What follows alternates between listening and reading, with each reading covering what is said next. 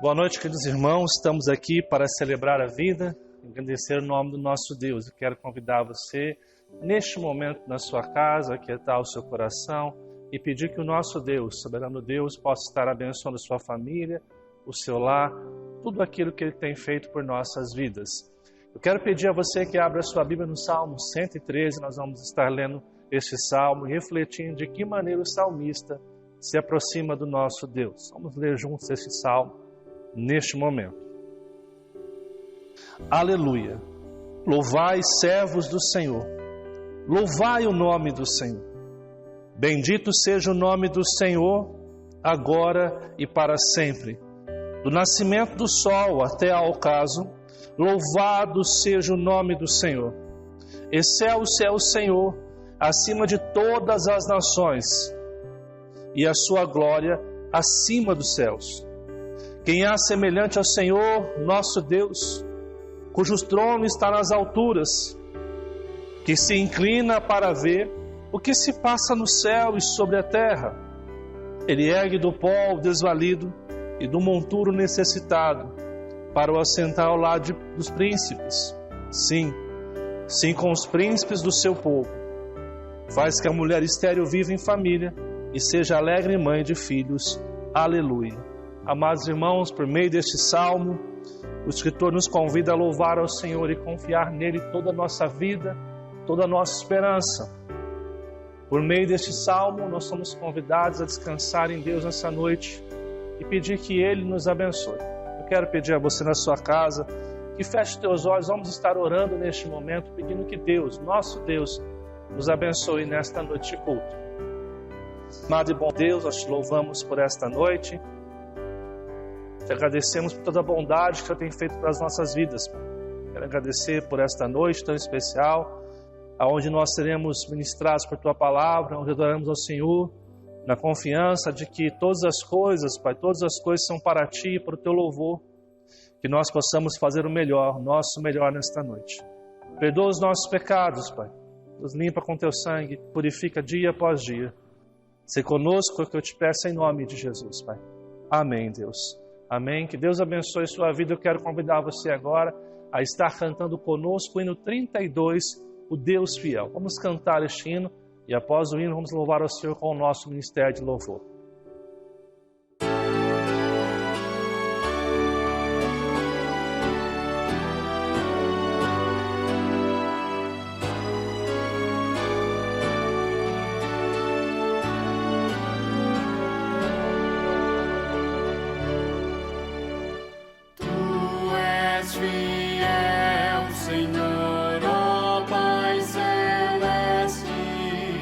Deus Filho Santo.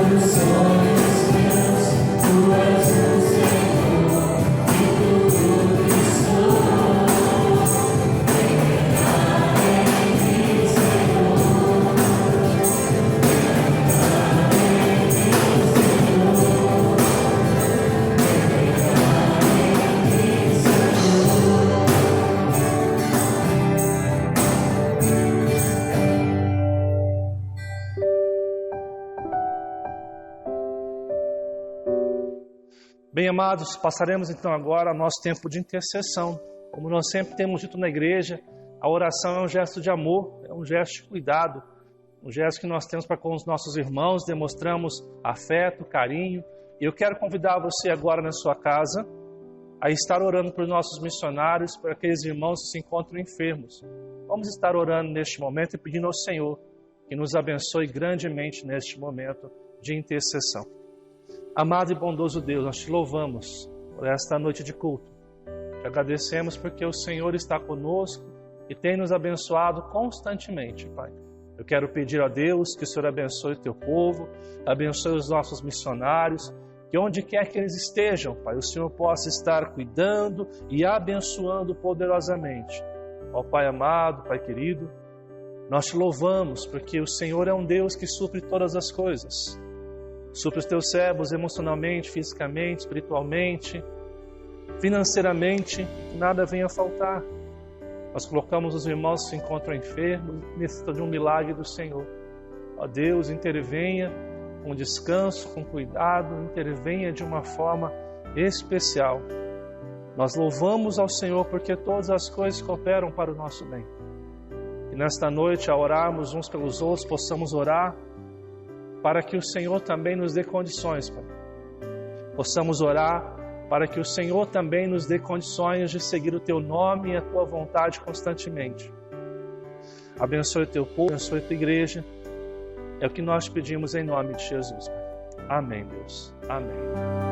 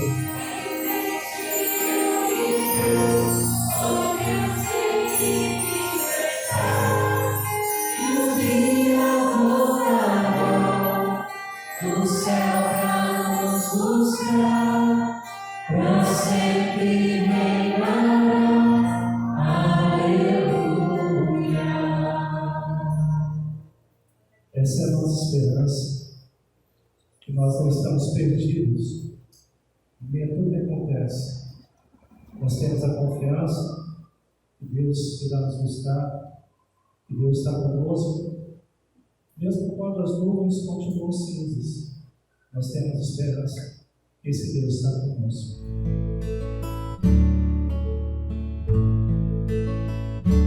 Boa noite, irmãos. É para mim um privilégio ter a oportunidade de vir aqui. Eu estava com saudade dos irmãos. A última vez que eu vim já tem mais de ano, né, Beto? Desde que entrou essa pandemia, eu não vim aqui acompanhar o presbítero Beto. E é um prazer estar com os irmãos aqui nesta noite. Eu gostaria de convidá-los a abrir suas Bíblias no Evangelho segundo Lucas, no capítulo 19. E vamos fazer a leitura de um texto que vai do versículo 11 até o 27. Depois vamos meditar a respeito desse texto.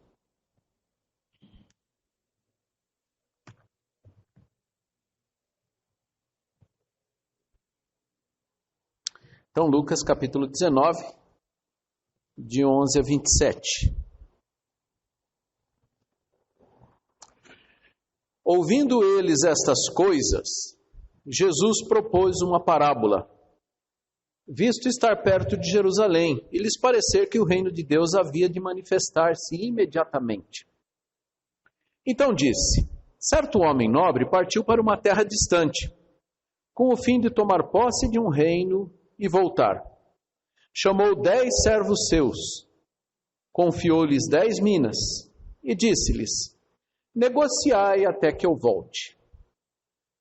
Mas os seus concidadãos o odiavam e enviaram após ele uma embaixada dizendo: não queremos que este reine sobre nós. Quando ele voltou, depois de haver tomado posse do reino, mandou chamar os servos a quem dera o dinheiro, a fim de saber que negócio cada um teria conseguido. Compareceu o primeiro e disse: Senhor, a tua mina rendeu 10. Respondeu-lhe o Senhor: muito bem, servo bom, porque foste fiel no pouco, terás autoridade sobre 10 cidades. Veio o segundo dizendo: Senhor, a tua mina rendeu 5. A este disse: terás autoridade sobre 5 cidades. Veio então outro dizendo: eis aqui, Senhor, a tua mina, que eu guardei embrulhada num lenço. Pois tive medo de ti, que és homem rigoroso, Tiras o que não puseste e ceifas o que não semeaste. Respondeu-lhe: servo mau, por tua própria boca te condenarei. Sabias que eu sou homem rigoroso, que tiro o que não pus e ceifo o que não semeei. Por que não puseste o meu dinheiro no banco? E então na minha vinda o receberia com juros. E disse aos que o assistiam: tirai-lhe a mina e dai-a ao que tem as 10. Eles ponderaram: Senhor, ele já tem 10. Pois eu vos declaro, a todo o que tem dar-se-lhe-á, mas ao que não tem, até o que tem lhe será tirado. Quanto, porém, a esses meus inimigos, que não quiseram que eu reinasse sobre eles, trazei-os aqui e executai-os na minha presença.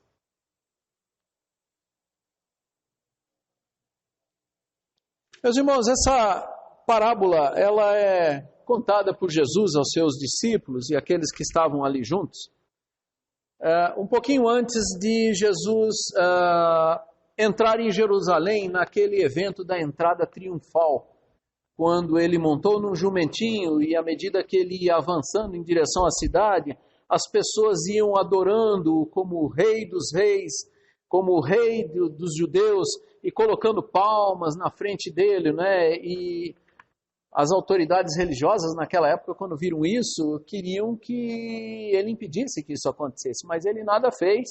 E os fariseus e os líderes religiosos disseram: que a gente pode fazer? O povo está indo todo atrás dele, né? Então aconteceu esse evento. E Jesus estava caminhando ali para Jerusalém quando esse evento aconteceu. E os discípulos de Jesus tinham um entendimento de que Jesus ia para Jerusalém para estabelecer o seu reino, para derrubar o Império Romano, tirar o domínio romano, e ali ele imporia uma nova ordem política, uma nova ordem de autoridade, de poder, não é? Com o poder que ele tinha, e eles confiavam nisso, e iria começar uma nova era de vida para os judeus. Jesus ia libertá-los do jugo romano. Quando Jesus chega em Jerusalém, não é? Ele estabelece ali a Santa Ceia, ele celebra a ceia com os discípulos, né?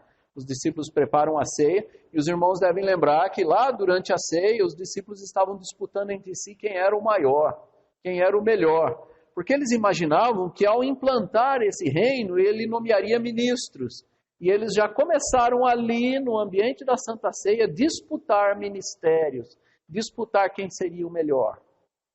Então, eles não tinham um entendimento correto do que estava acontecendo, eles entendiam que um reino humano seria implantado imediatamente. Então Jesus conta essa parábola. Acontece que durante todo o ministério de Jesus, por esses 3 anos, ele falou sobre esse reino. Ele falava do reino de Deus. Ele falava que um reino seria implantado. E Jesus ia manifestando o seu poder, ia manifestando muito conhecimento nas suas preleções, nas suas conversas, e o poder dele era confirmado pelas curas que ele fazia, né? E ele era confirmado pelos demônios que ele expulsava. Então ele mostrava que ele tinha domínio. E ao mesmo tempo ele tinha sérios debates com as autoridades religiosas a respeito da palavra de Deus, por causa do mau entendimento e mau uso da palavra de Deus que as autoridades estavam fazendo. E quando Jesus falava do reino, ele falava a respeito das características desse reino. Que o reino que seria implantado seria um reino de justiça. Porque ali, para um povo escravizado pelo Império Romano, não havia uma justiça clara. O povo se sentia injustiçado, com impostos que eram pesados demais. Testaram Jesus uma vez, perguntando para ele se era lícito pagar imposto, né?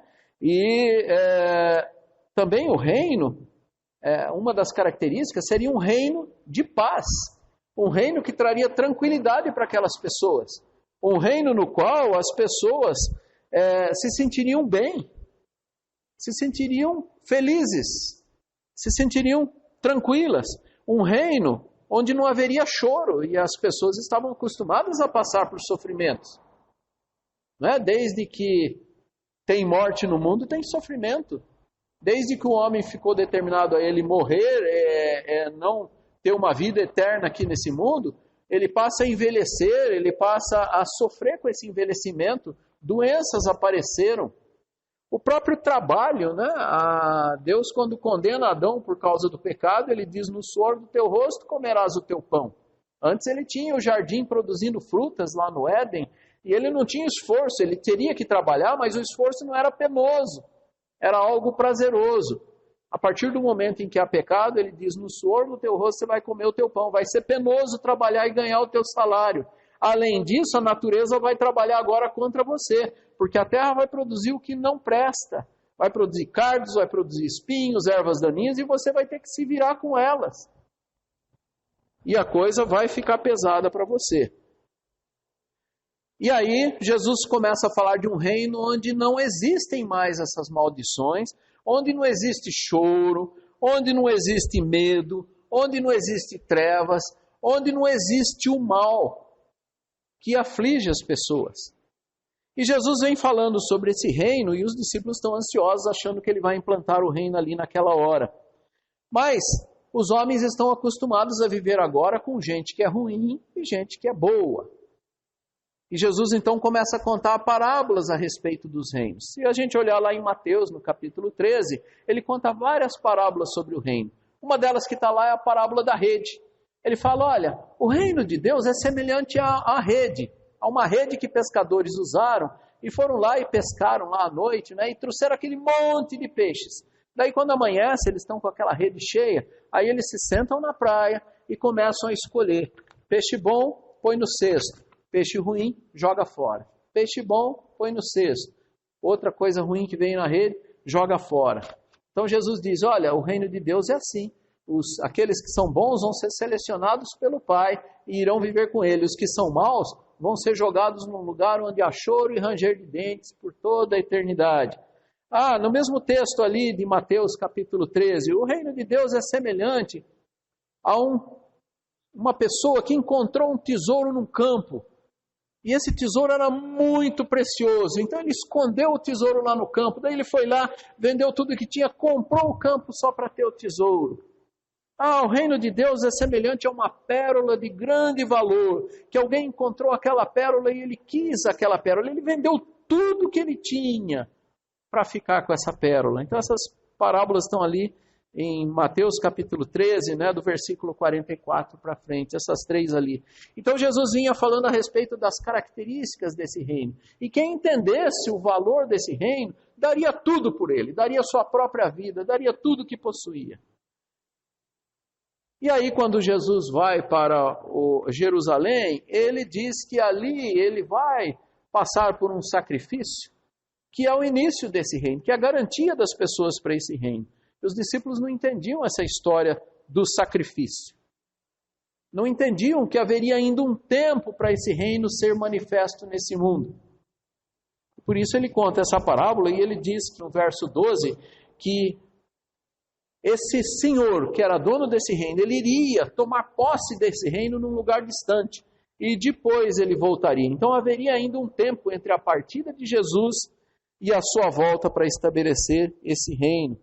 E a Bíblia diz que para que esse reino pudesse ser conquistado, era necessário que o Senhor Jesus, o Cristo de Deus, pagasse pelos pecados daqueles que fariam parte desse reino. E ele teria que passar pela morte na cruz, para então ele pagar ali com o castigo que ele iria receber pelos pecados daqueles que não poderiam comparecer em pecado diante de Deus. Quando Deus criou o homem, lá no jardim do Éden, ele conversou com Adão e ele estabeleceu uma regra de fidelidade. E ele disse: Adão, você vai ter que ser obediente para mim, você vai ter que ser santo, perfeito, você não pode cometer erros. Então você tem um teste aqui, tem uma árvore aqui, você não pode comer desse fruto. O dia que você comer desse fruto, você vai morrer. O dia que você resolver pecar, você vai morrer. Adão era diferente da gente num sentido. Ele tinha plena capacidade de não pecar. É diferente da gente. Nós fomos já concebidos em pecado por causa do pecado de Adão. Mas Adão era plenamente capaz de não cometer pecado. Mas ele também era plenamente capaz de fazê-lo. E ele era totalmente livre para decidir o que ele fazia. E a Eva igualmente, os dois ali. E a proposta da serpente para Eva foi que ela ficasse como Deus. E Adão e Eva resolvem ficar como Deus, ocupar o lugar de Deus. Então esse pecado eles cometeram, que é o pecado da idolatria, onde a gente tira o Criador e coloca a criatura no lugar. E eles provaram do fruto com a intenção de serem como Deus. E ali eles foram banidos da presença de Deus. Ali eles não podem mais ver Deus, e nem eles e nem os seus descendentes. Mas Deus diz para Eva, olha, vai surgir um descendente teu, pode esperar. Esse descendente vai ser picado no seu calcanhar pela serpente, mas ele vai esmagar a cabeça da serpente. É ele que vai consertar a sua história. E quando nós olhamos no Novo Testamento, nós vemos o apóstolo Paulo dizendo que Jesus é o primogênito de toda a criação, porque ele é o Cristo, aquele que pode se sacrificar, mas que também é poderoso para ressuscitar e garantir a nossa vida. E para entrar nesse reino, meus irmãos, em primeiro lugar, o nosso pecado tem que ser removido para que nós possamos ser admitidos na presença de Deus. E depois, porque vivemos num corpo condenado à morte, teremos que ressuscitar na presença de Deus em glória. E essa ressurreição é garantida por Cristo. E o que ele ia fazer em Jerusalém era justamente se oferecer em favor dos nossos pecados, morrer, ser penalizado ali. Lembre-se que na cruz ele gritou lá, Deus meu, por que me desamparaste? Ele sentiu ali a ira de Deus, o abandono de Deus e a rejeição de Deus, porque ali ele estava levando os nossos pecados. Mas depois, no terceiro dia, ele ressuscita. Pelo poder de Deus, ele ressuscita, e agora, uma vez ressuscitado, ele é o primogênito de muitos irmãos a tomarem posse nesse reino. E a Bíblia diz que o reino de Deus é o grande projeto de Deus para a humanidade. Esse projeto foi feito antes da criação do mundo, e ele estabeleceu esse mundo aqui, colocou o homem aqui dentro, e Deus deu capacidade para o homem de ser fiel a ele, mas também ser infiel. Deus não falhou na sua criação, e ele já proveu o Cristo que haveria de salvar o homem, porque o homem caía em pecado. E Deus não admite que ele seja o autor do pecado, nem o Criador que errou na sua criação e tentou consertar. Isso tudo já estava planejado desse jeito. Deus quer pessoas conscientes, livres e capacitadas a serem seus servos e conviverem com Ele para serem chamados de filhos.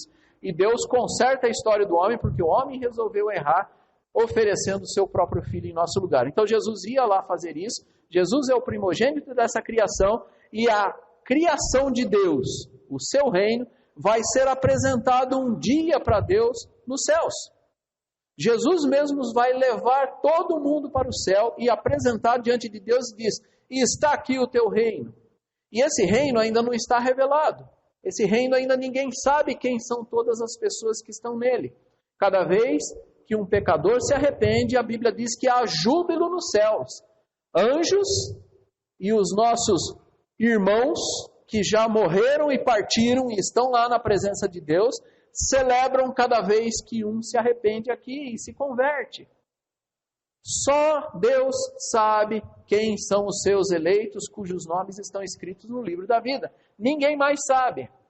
Quando se completar o número, então Jesus volta para buscar a todos. E como é que vai ser isso?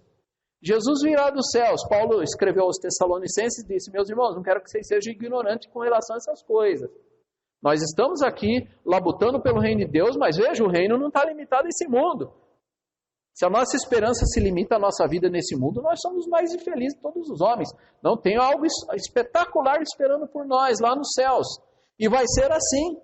Os mortos estão lá, mas não têm os corpos definitivos ainda. Esse corpo é um segredo, é um presente preparado por Deus para nós, para o dia da ressurreição. Então os mortos que morrem, comparecem à presença de Deus, estão lá na frente do trono, estão convivendo com Deus, mas só as almas deles estão lá. No dia da volta, vai tocar uma trombeta lá nos céus, e esses mortos vêm aqui, ressuscitam com os novos corpos, aqueles que estiverem vivos e que são salvos em Jesus Cristo, vão ser retirados da presença dos humanos. A Bíblia dá um termo chamado arrebatamento para as pessoas, vai ser como se elas desaparecessem, mas elas ficam no mesmo lugar ali, vendo os mortos ressuscitarem, e os corpos delas são transformados, esses mortos que ressuscitaram, com os corpos novos, sobem, Jesus está aqui no ar com os anjos esperando, eles sobem, aí os vivos ficaram para trás, sobem também, se reúnem e vão conviver com Cristo por toda a eternidade. Mas o que acontece, que a gente vê na epístola de Judas, lá na doxologia, Judas diz que Jesus então leva toda essa gente com os corpos transformados para a presença de Deus e apresenta diante do trono de Deus, onde está a glória de Deus, exultante, dizendo: está aqui o teu reino, acabou. Esse foi o grande objetivo de toda a criação, trazer esse reino aqui. Quando a gente vai lá no livro de Isaías, no capítulo 53, é o capítulo que fala a respeito do servo de Deus. O servo pregou, deu exemplo, e ele fala: quem creu na nossa pregação? Ninguém creu na pregação do servo de Deus. E aí ele aparece de uma maneira muito desfigurada, sofrida, recebendo um castigo por aqueles que não creram. E aí o Espírito Santo vem e age para que as pessoas creiam.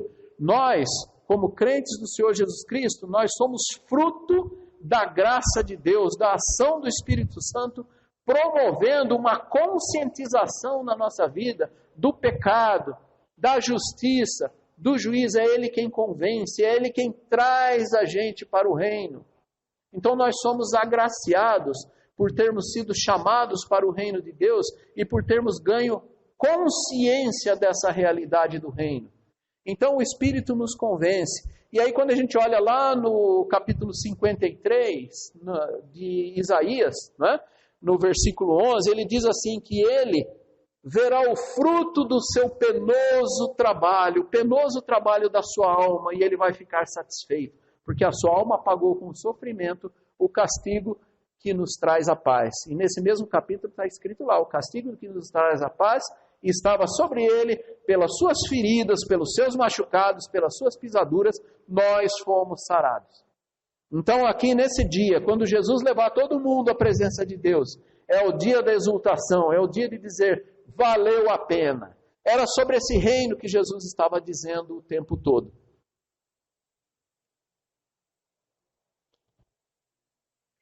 E enquanto isso não acontece, meus irmãos, Jesus, quando vai deixando esse mundo e vai subir aos céus, ele reúne os discípulos e ele lhes dá a grande comissão. Ele falou: olha, os discípulos estavam decepcionados.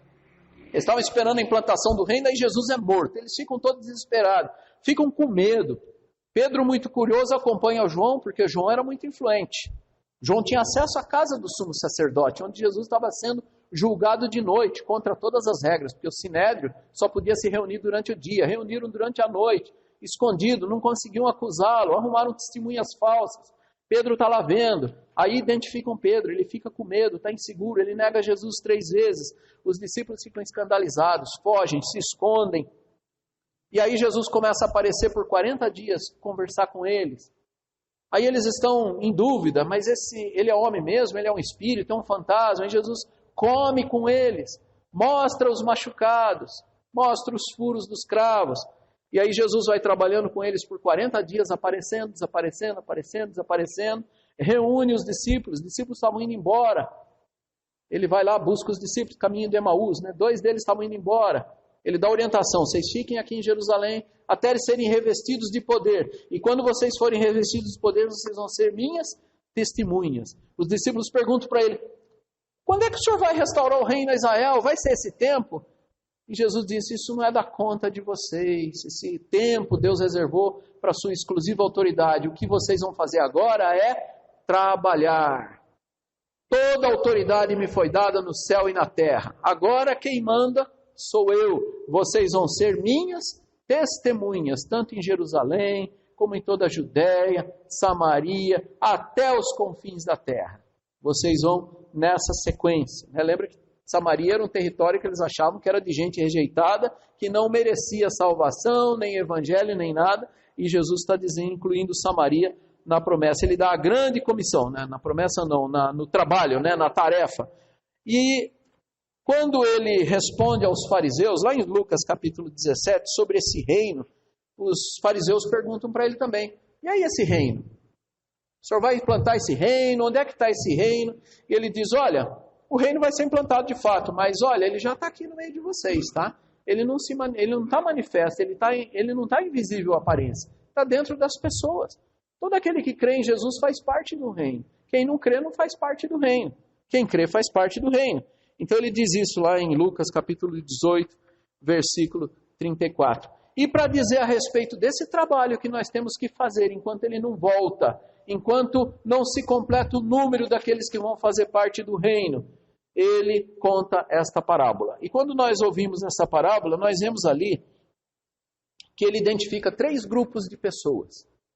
E eu quero meditar com os irmãos a respeito das características desses 3 grupos de pessoas. Em primeiro lugar, ele entrega minas. Minas era uma quantidade de dinheiro. Era uma quantidade considerável de dinheiro. E ele entrega uma porção de dinheiro para cada um dos seus servos. E ele diz, vocês vão negociar com essas minas até que eu volte. Existe uma parábola semelhante a essa, que é a parábola dos talentos. Também era uma outra quantidade de dinheiro. Também ele conta de outra maneira a mesma coisa. De fato, o que Jesus está dizendo assim, eu vou tomar posse de um reino e vou voltar. Então vou morrer, vou ressuscitar, vou tomar posse do reino e um dia eu volto para estabelecer o reino de forma visível. Enquanto isso, vocês vão trabalhar porque vocês, pela pregação do evangelho e pelo bom testemunho, vocês vão fazer aparecer os discípulos, vocês vão fazer a mensagem do evangelho atingir as pessoas. A fé, ela vem pela pregação da minha palavra, eu já dei a palavra para vocês, agora vocês vão pregar, só que vocês vão esperar para receber poder aqui, porque sem poder do alto, através da ação do Espírito Santo, vocês não vão dar conta do recado, a missão é minha, eu capacito vocês vão ser meus discípulos, esperem aqui, mas vocês vão pregar o evangelho. E vocês vão colher frutos. Vocês vão colher frutos. Jesus disse assim, para ir a esse reino, eu sou o caminho, eu sou a verdade, eu sou a vida, ninguém chega ao reino do Pai, senão por mim. Mais à frente ele diz, vocês são a luz do mundo. Quando ele diz vocês são a luz do mundo, ele não está dizendo que nós brilhamos como a luz de Cristo, mas que nós carregamos a luz de Cristo como quem segura um lampião, como quem segura uma lanterna. Ou hoje, na nossa modernidade, como quem acende a lampadazinha do celular e sai iluminando. A luz mesmo é aquela lampadazinha, mas quando você carrega, você é visto como sendo o portador da luz. Jesus disse isso. Então ele nos transfere essa responsabilidade de pregarmos o seu evangelho. E aí ele tem um grupo de servos a quem ele atribui essa missão de investir com os talentos, com a mina, com o que Jesus concedeu, com que aquele Senhor concedeu. E uns trabalham de maneira satisfatória e recebem a recompensa por isso. Um deles não trabalha de maneira satisfatória e é condenado por isso. E existe um terceiro grupo de pessoas que logo de saída dizem, não queremos que o senhor está indo de viagem para esse reino distante, já manda uma embaixada que os representa dizendo, não queremos que o senhor reine sobre nós. E aí Jesus toma conta desse grupo no final. Vamos prestar atenção no primeiro grupo, que são os servos que fazem um bom trabalho com essas minas. Quem são esses servos? São as pessoas que são escolhidas, são as ovelhas que estão no aprisco, que conhecem a voz do seu pastor. Quando vocês olham lá em João capítulo 6, Jesus fala a respeito do aprisco, ele fala a respeito de que as ovelhas dele ouvem a voz dele e o seguem. Ele fala para aquelas autoridades religiosas que estavam refutando a palavra, ele fala, vocês não ouvem as minhas palavras, porque vocês não são das minhas ovelhas. Se vocês fossem, vocês ouviriam. Vocês não são, vocês não ouvem. E o bom pastor dá a vida pelas ovelhas, ele diz, e nenhuma ovelha que Deus me deu, alguém vai arrebatar da minha mão, nenhuma ovelha vai se perder. Depois, mais à frente, ele conta aquela parábola, quando o pastor chega no aprisco e as ovelhas vão entrando, ele vai contando, está faltando uma, ele fecha o aprisco porque elas não saiam, e ele vai atrás buscar aqui, se desgarrou. O crente no Senhor Jesus Cristo, o verdadeiro servo de Deus, num certo desvio, ele pode até se afastar, mas Jesus vai buscar. Agora, aqueles que não são dele, nunca vão ser dele. E quem são esses? Salmo 147, versículo 11, está escrito que são aqueles de quem Deus se agrada. São aqueles que são justificados pela sua fé, que lavaram as suas vestiduras, que vão se apresentar diante de Deus sem mácula, são chamados santos. São aqueles que negaram a si mesmo Jesus disse que se você quiser salvar a sua vida, você vai perder. Mas se você quiser perder a sua vida por minha causa, você vai ganhar. Vai ganhar a vida eterna. Nós nesse mundo, meus irmãos, fomos criados à imagem e semelhança de Deus. E nós vivemos nesse mundo, e como nós somos a imagem e semelhança de Deus, nós também fazemos projetos. Nós também queremos criar coisas, nós fazemos planos. Por causa do pecado, nós tiramos o foco de Deus e pomos o foco em nós mesmos. Nós passamos a ser seres egocêntricos. Procuramos os nossos próprios interesses, temos os nossos próprios projetos e às vezes colocamos o nosso coração nisso. E aí o que Jesus está dizendo, escuta, abra mão disso. Você quer ser meu discípulo? Negue-se a si mesmo. Anule os seus planos e vem me seguir. Tome o seu encargo que eu vou te dar. Agora você vai fazer aquilo que eu vou dizer para você fazer e não o que você planejava fazer. E aí você vem e me segue. Nós nessa vida passamos por aflições, por medos, ansiedades, perplexidades, não é assim? E às vezes as coisas ficam nos afligindo. E Jesus, quando viu os seus discípulos preocupados com essas coisas, falou assim, escuta, por que vocês andam preocupados com o que vocês têm que comer, com o que vocês vão vestir, com os cuidados dessa vida? Por que vocês estão preocupados com isso? O Pai Celeste sabe que vocês precisam disso tudo. O que vocês têm que fazer é buscar o reino de Deus, a sua justiça em primeiro lugar. As outras coisas vão ser acrescentadas. Em outro lugar ele diz, olha gente, vocês não devem acumular tesouros nesse mundo. Os tesouros desse mundo, a traça e a ferrugem, acabam com ela. Vocês têm que acumular tesouros nos céus, lá onde está a sua morada. Paulo fala, olha, vocês são embaixadores. Embaixador, ele não acumula coisas no país onde ele representa o governo que o designou. Vocês não são mais desse mundo, a sua pátria está nos céus. Paulo fala, nossa pátria está lá nos céus, não faça nada nesse mundo. Quando a gente vai lá no livro, na carta aos Hebreus, também dá essa ideia de que nós temos morada nos céus e estamos aqui a serviço. Paulo fala assim, olha, nós somos como soldados engajados para a batalha. O soldado engajado para a batalha, quando ele está lá na guerra, ele invadiu lá o outro país, está na guerra, ele não começa a comprar terreno, fazer negócio, ele está em guerra. Ele está fazendo aquilo que o general designou para ele. A recompensa é quando terminar a guerra. Por isso a Bíblia fala em céu como sendo um lugar de descanso, um lugar onde a luta cessa. Então os que se dedicam desse jeito são aqueles que trabalharam com suas minas e fizeram com que elas rendessem. Esses são chamados de embaixadores de Cristo, e são as pessoas que não buscam as coisas desse mundo, mas cuidam de fazer a vontade de Deus. Essas pessoas, na ressurreição, junto com Cristo, julgarão os mortos. Junto com Cristo, julgarão os anjos decaídos. Agora, o que Deus espera deles é que eles façam o seu trabalho e produzam resultado. Agora, em Romanos 8,19, Paulo diz o seguinte, que a ardente expectativa da criação aguarda pela revelação dos filhos de Deus. Então, existe uma grande expectativa em toda a criação de que esse reino de Deus apareça e agora, uma vez transformado, inicie a eternidade junto com Deus nos céus. Então, só Deus sabe quem é desse grupo. E aí a pergunta que eu faço aos irmãos, como ser desse grupo? É ser bonzinho? É falar bem? É fazer o bem? A gente tem que melhorar? Não, como eu acabei de falar agora há pouco, o único meio de ser desse grupo é crer no Senhor Jesus e entregar a vida a Ele para que Ele faça o trabalho na nossa vida da maneira que Ele quer. Um dia Deus falou para Jeremias, Jeremias, vai lá na casa do oleiro, vai lá na oficina dele. Jeremias foi, e o oleiro estava trabalhando um vaso ali. E girando aquela mesa que ele fica pedalando, ela fica girando, e ele vai moldando o vaso, e de repente esse barro desfez na mão dele, ele pegou, amassou tudo, fez a bola de novo lá de barro, né? Não sei se os irmãos já tiveram oportunidade de ver isso uma vez, e aí ele começou a pedalar aquela mesa de novo, e ele pegou e montou o vaso, ficou pronto o vaso, e aí Deus fala para Jeremias assim, escuta Jeremias, eu não posso fazer a mesma coisa com a casa de Israel. Eu sou o oleiro, vocês são o barro.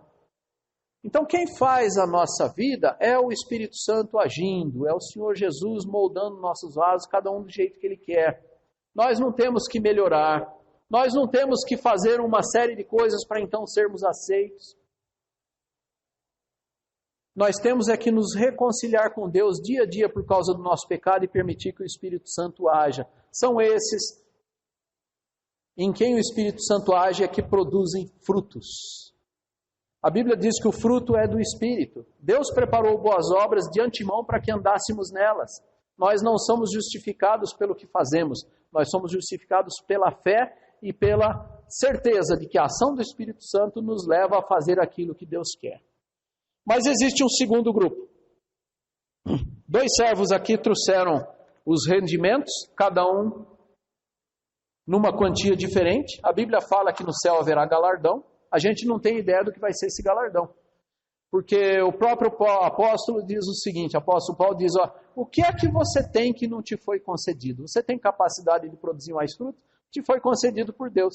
Você tem menos capacidade? Foi assim que Deus te concedeu. Essa hierarquia lá no reino, vai ter hierarquia no reino de Deus? Vai ter hierarquia no reino de Deus. Tem hierarquia entre os anjos? Deus fez assim. Nós não sabemos, é um mistério, mas eu vou dizer uma coisa para os irmãos, não é mérito próprio, é mérito da ação do Espírito Santo. Só que quanto menos eu deixo o Espírito agir na minha vida, menos eu vou produzir frutos. Por isso, chama galardão em função daquilo que eu fiz. Se eu vou fazer render 10 vezes mais aquilo que Deus me deu, é porque eu me entreguei mais nas mãos do Salvador, na mão do seu Espírito. Se eu só rendi 5, é porque eu me entreguei menos. E assim vai, nós temos que nos entregar nas mãos de Deus para que Ele faça o seu trabalho através de nós. Nós somos instrumentos. Nós temos que dizer para Ele, eis-me aqui, envia-me a mim, como Isaías disse para ele quando teve a visão do trono de Deus, lá no começo do livro de Isaías, no chamamento dele. Existe um segundo grupo, um servo mau. Esse servo, o que ele fez? Ele não se importou com a missão que o Senhor deu para ele. Não se importou mesmo. E daí quando o Senhor vem para pedir contas, ele aparece com uma desculpa. Quem são essas pessoas? São aquelas pessoas que são contadas como servos. Ele não recebeu uma mina. Judas estava entre os apóstolos lá, entre os discípulos que estavam com Cristo. Judas era um. Ele tinha uma missão, trair a Jesus e provocar a crucificação.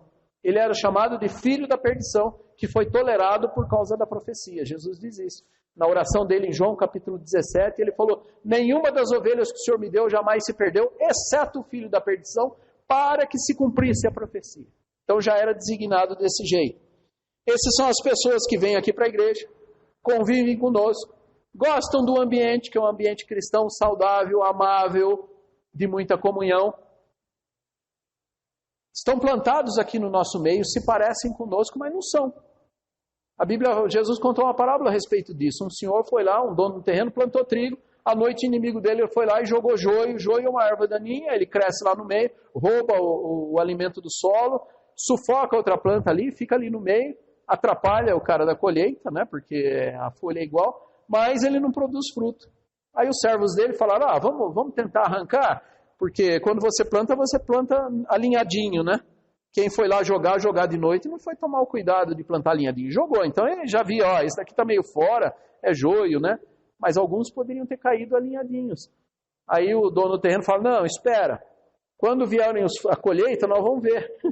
Aquele que não produz não é trigo, a gente joga fora, arranca esse primeiro, depois colhe o trigo.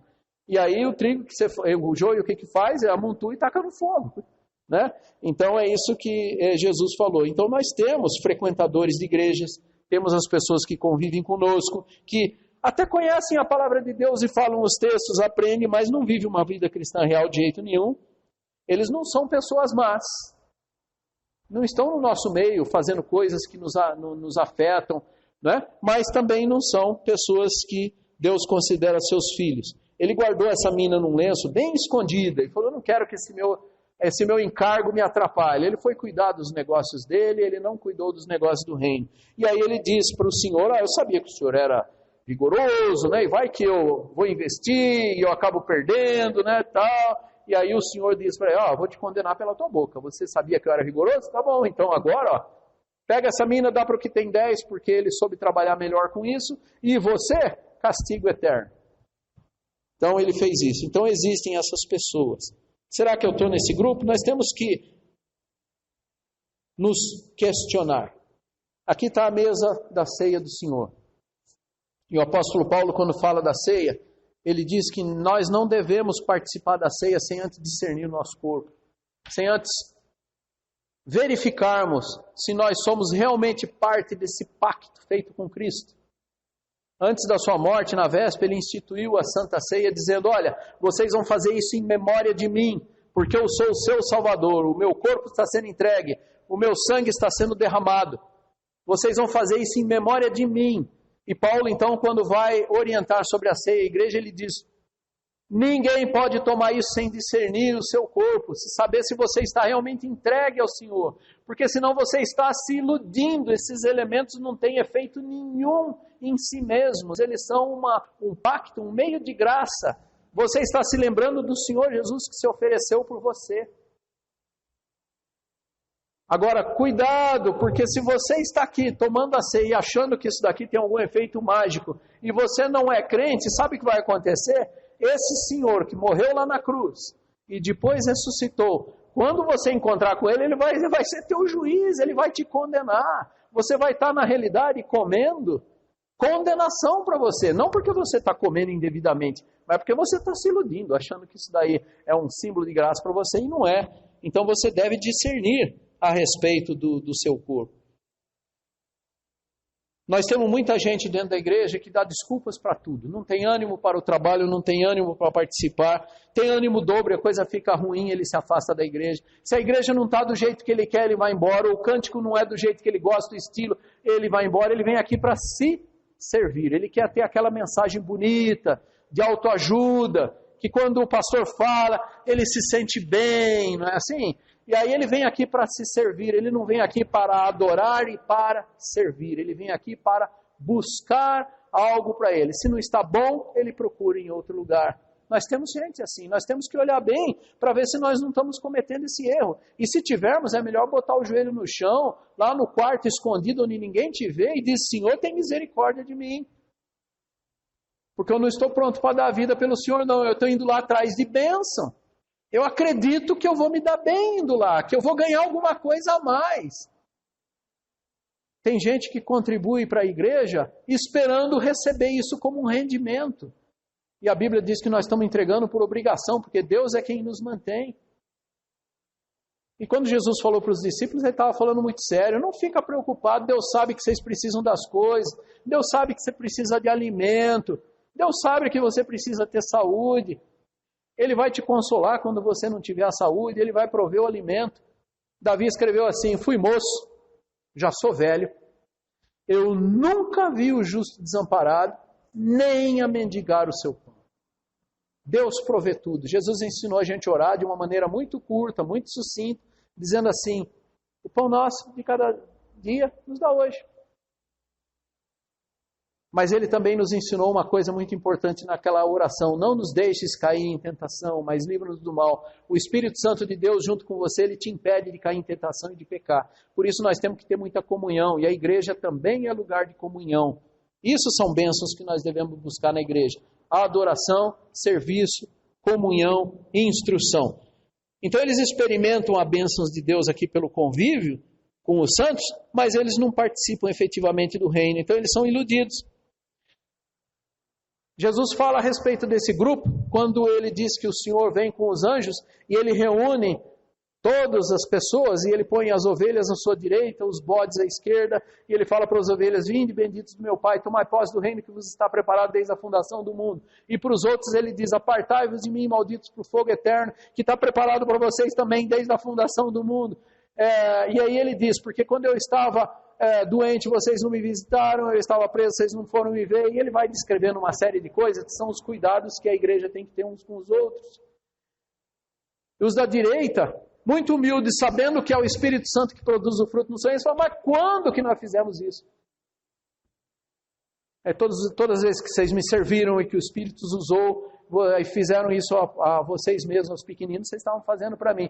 E os outros, cheios de si: mas nós nunca vimos o Senhor passando necessidade, nós nunca nos omitimos, cheios de desculpas. Não vai colar nesse dia. Então, esse é o segundo grupo a respeito do qual Jesus está falando. Destino deles, condenação eterna. Destino deles, Jesus dizendo: pela própria boca de vocês eu vou condená-los, porque vocês tiveram conhecimento da palavra. E há um terceiro grupo, meus irmãos, que naquele momento estava representando os judeus, mas que na realidade representa todos aqueles que refutam a mensagem do Evangelho. São aqueles concidadãos dele que mandaram uma embaixada e disseram: não queremos que este reine sobre nós. Nós não queremos compromisso com Deus, eu não acredito em Deus, a minha vida é minha, eu não quero saber disso, eu vou viver a minha própria vida independentemente de vocês, do teu reino, eu não quero que o Senhor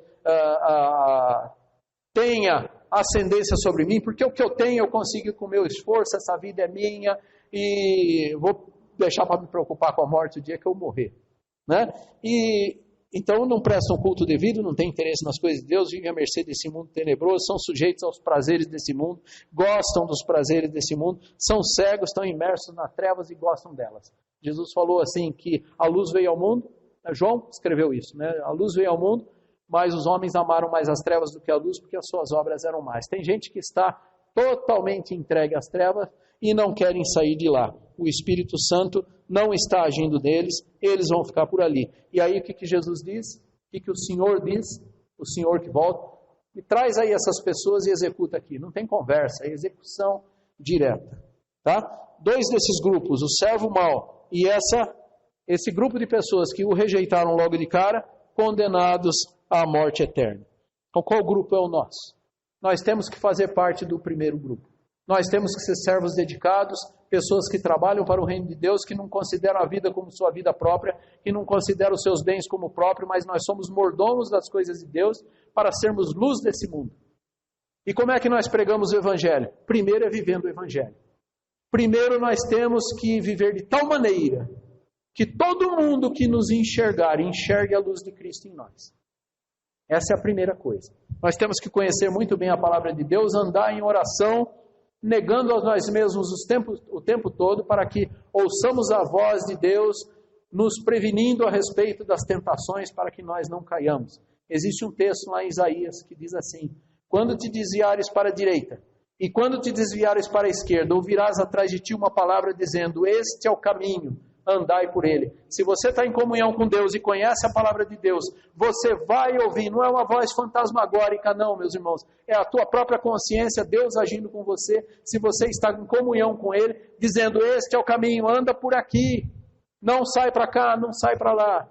E o João, quando escreve a sua primeira carta, diz: vocês não devem pecar, meus irmãos, vocês não devem pecar. Mas veja, se vocês pecarem, se por acaso vocês pecarem, nós temos um advogado no céu, Jesus Cristo justo. Ele é a propiciação pelos nossos pecados. Você confessa o teu pecado e Ele remove o teu pecado. Dia a dia nós temos que confessar os nossos pecados, porque os nossos pecados fazem separação entre nós e o nosso Deus. Você não ouve a voz de Deus se você estiver mergulhado, se deleitando no seu pecado. Se o seu pecado é um acidente que faz você se sentir culpado, aí sim, você, a hora que peca, o Espírito já avisa que você desviou para a direita, desviou para a esquerda, você confessa o teu pecado e você volta para o caminho certo. O crente tem que ser muito cuidadoso com isso. Lembra lá das orações, meus irmãos? Nós fazemos orações, pedimos um monte de coisa para nós. Tudo que nos preocupa, né? A gente tem que lançar nossas ansiedades diante de Deus, nossas petições têm que ser conhecidas, mas a Bíblia diz que nós temos que confessar os nossos pecados, e muitas vezes nós terminamos a nossa oração com uma única frase, dizendo: perdoa os meus pecados. E eu já vi crente orando assim: perdoa a multidão dos meus pecados. Eu falo: poxa vida, se o Espírito Santo está habitando nele, e pecado é um incidente na vida, como é que ele fala em multidão de pecados? O que é isso? Que barreira? Ele tem a muralha da China separando ele de Deus, né? Não é um pequeno anteparozinho. Então nós temos que ser muito cuidadosos e nós temos que realmente saber contar os pecados. Nós temos um hino que nós gostamos de cantar: quantas muitas bênçãos dizes de uma vez e verás surpreso quanto Deus já fez. Mas eu acho que na nossa cabeça nós devemos lembrar: é melhor eu saber contar os meus pecados. E o rei Davi, muito preocupado com essa comunhão com Deus, ele diz assim: quem há que possa discernir as próprias faltas? Senhor, absolve-me das que me são ocultas. Tamanha era a preocupação dele em manter uma grande comunhão com o seu Deus. E a nossa comunhão tem que ser tal que Deus um dia queira nos levar para os céus, como levou Enoque. Enoque andava com Deus e de repente ele chegou no céu. Né? Então, Deus tem que ter prazer nos seus filhos. Quando Jesus está lá no batismo de João, vem uma voz do céu dizendo: este é meu filho amado em quem me comprazo. Aí a Bíblia diz: Jesus, o filho amado em quem Deus se compraz, ele é o primogênito de muitos irmãos. Lá no reino de Deus, Deus vai se comprazer na vida de cada um de nós. Então, nessa vida aqui no mundo, vida de trabalho, de comunhão com Deus, tem que haver remissão de pecados o tempo todo. O pecado tem que ser removido, tem que confessar. Nós temos que estar numa sintonia tão grande com Deus que qualquer pecado acidental do dia já tem que nos incomodar. Conheçam bem a palavra de Deus, andem em oração, em comunhão, que isso vai acontecer. E se você não é desse grupo, meus irmãos, e se você não tem essa fé no seu coração, e se isso é estranho para você, e se você está preocupado, lá em Hebreus capítulo 3, versículo 15, está escrito assim: hoje, se ouvirdes a sua voz, não endureçais os vossos corações. Agora, Jesus, quando chamava alguém e alguém atendia, ele falou: vem, segue-me, vem, segue-me, vem, segue-me. O convite do Senhor Jesus é para que o sigamos.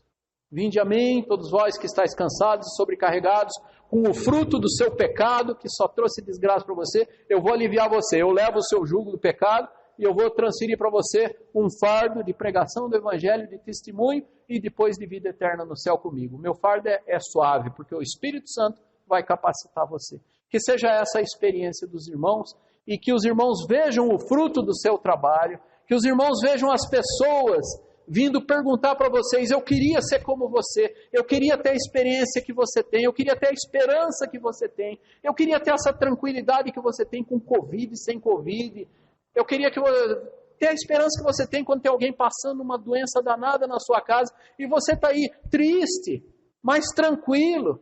A paz do Senhor Jesus é uma paz que o mundo não pode dar, porque mesmo na tristeza você tem paz com Deus. Por quê? Porque nós sabemos que a nossa vida não está limitada a esse mundo, isso aqui é passageiro e nós vamos passar para o lado de lá, já. Então nós temos essa tranquilidade. E quando as pessoas enxergam isso nisso, daí elas vêm perguntar. E aí o apóstolo Pedro nos adverte: esteja preparado para responder a todo aquele que vier perguntar qual é a razão da esperança que você tem. Tem que conhecer a Bíblia. E tem que estar nas mãos de Deus para que o Espírito haja e a palavra frutifique. Que seja essa a experiência dos irmãos.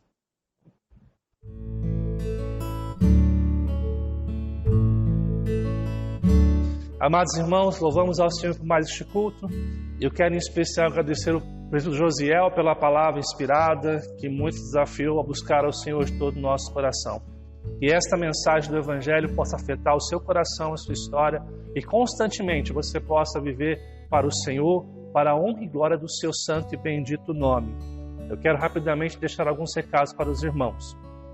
Nessa semana que se inicia, não esquece, quarta-feira, o nosso estudo bíblico, um tempo que você pode aprender mais da palavra de Deus e crescer no aprendizado das Sagradas Escrituras. Domingo pela manhã, nós teremos nossa escola bíblica dominical, a nossa EBD Online, a melhor escola do mundo. Que você possa estar se dedicando ao aprendizado e ao conhecimento do nosso Deus. Domingo que vem, às 19 horas, você é nosso convidado para estar participando do nosso culto de celebração mais uma noite, por mais um motivo. Quero agradecer a todos vocês que participaram com a gente. Não esquece, depois desse culto aqui, você pode acessar o Momento Kids e estar aprendendo um pouquinho mais com os seus filhos na linguagem dos seus filhos. Então, que você possa estar se dedicando ao Senhor e aprendendo mais com o Momento Kids também nesta noite. Não esquece de fazer isso para o seu filho. Quero agradecer a você que tem dizimado e ofertado na casa do Senhor.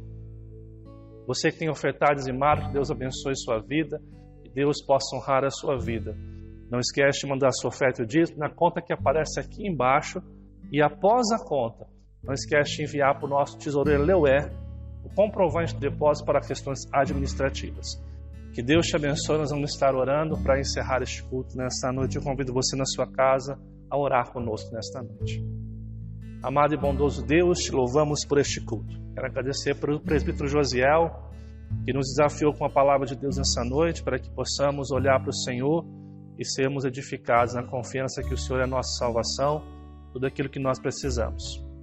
Abençoe o teu povo, Abençoe tua igreja que vai estar adentrando esta nova semana. Que em nome de Jesus nada venha faltar. Que o teu reino seja estabelecido, que a sua vontade venha crescer dia após dia em nossos corações. Nos abençoe como família, nos abençoe como cristãos. Que o Senhor Jesus derrame sobre nós a sua presença, que te pedimos em nome do Senhor Jesus, Pai. Amém. E que a graça do nosso Senhor e Salvador Jesus Cristo, o eterno amor do nosso bondoso Deus e as doces consolações do Espírito Santo sejam com todos, hoje e para todos sempre. Amém. Que Deus te abençoe. Uma ótima semana.